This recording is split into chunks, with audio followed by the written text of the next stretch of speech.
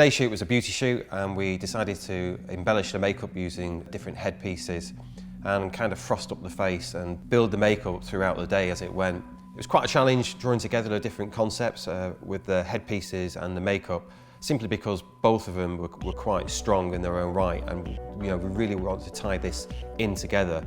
And I think it worked out really, really well, because it almost looks like a combination of frost and water, and that's what we decided to do within the team.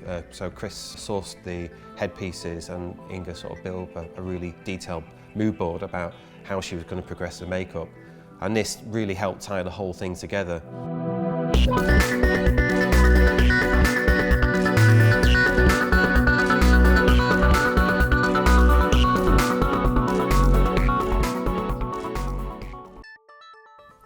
We decided to go for a clamshell lighting setup simply because this brought out the details of the face.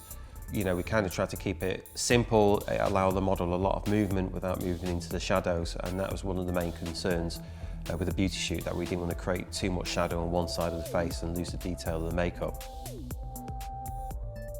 Start by positioning your key light directly on the camera axis and position it up high so that it throws the shadows downwards. For the key light, I used a maxi light reflector to create strong highlights and shadows to draw out the shape of the face and headpiece. To control the spread of the light, I fitted a maxi light reflector with a honeycomb grid to prevent too much light hitting the background. Once you have your model in place, check and adjust the height of the key light. It is important to retain the catch light at the top of the eye. Too high and you'll lose the catch light. The higher you move the key light, the longer the shadows will be. We then had to think about what's best to bring out the detail of the headpieces. So we again used a maxi light reflector and a honeycomb grid placed on the boom directly above the model. The beauty about having a boom is that it basically doesn't interfere with the frame of the photograph, and it gives us lots of flexibility how we move it throughout the shoot.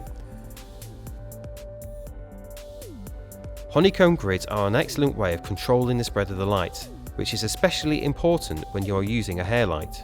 I again used a maxi light reflector and fitted this with a honeycomb grid to concentrate the light on the headpiece. Using the boom, I positioned the light directly above and slightly behind the model, with the hair light angled backwards towards the hair. The larger the honeycomb or reflector, the greater the spread of light. With the model in place, you can make small adjustments to the position of the hair light and adjust the power to suit the finish and colour of your model's hair.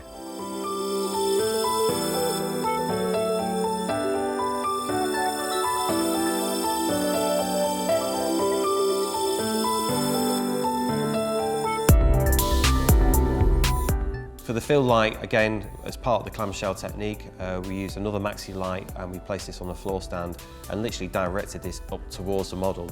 I think one of the things that's really, really important about doing this is not to add too much power to that fill light, so you're throwing the shadows up and end up with like a cross lighting technique. So it really is a case of less is more.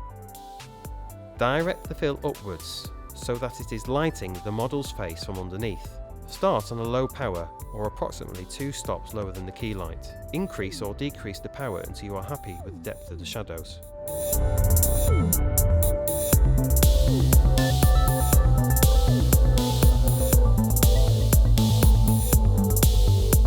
For the background, we used 2 high-performance reflectors, one on each side of the colorama. Basically, we angled these at a slight downward pitch and adjusted this as we went to get the gradient. So moving them further back allowed us to get a greater spread and a more even light.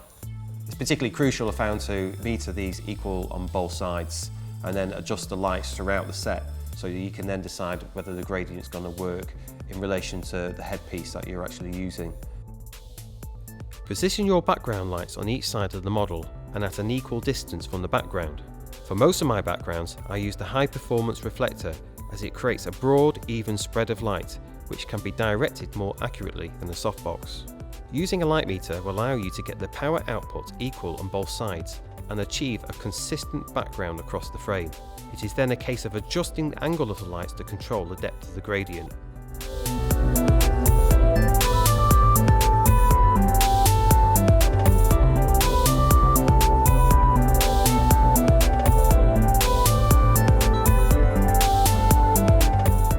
I use a lot of grids, and in particular the maxi light, I do enjoy using them. They create a very, very hard light output, quite strong shadows but quite specular highlights as well.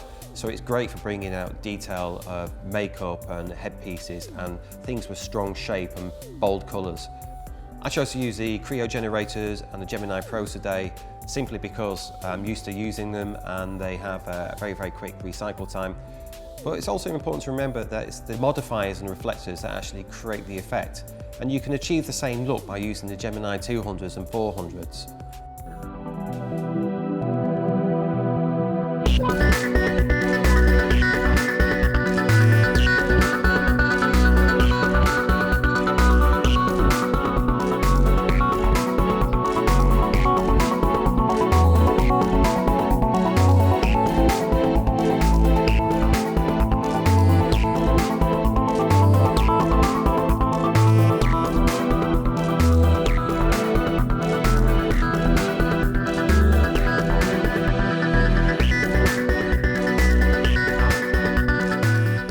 Well, that's the end of our day, and thanks for watching this beauty shoot lighting tutorial. I hope you've enjoyed it and you'll be able to apply some of the techniques that we've used here today in your own photography. My name is Christian Hough, and thanks again for watching. Don't forget to check back for more great lighting tutorials from TeamBowens. I'll see you next time.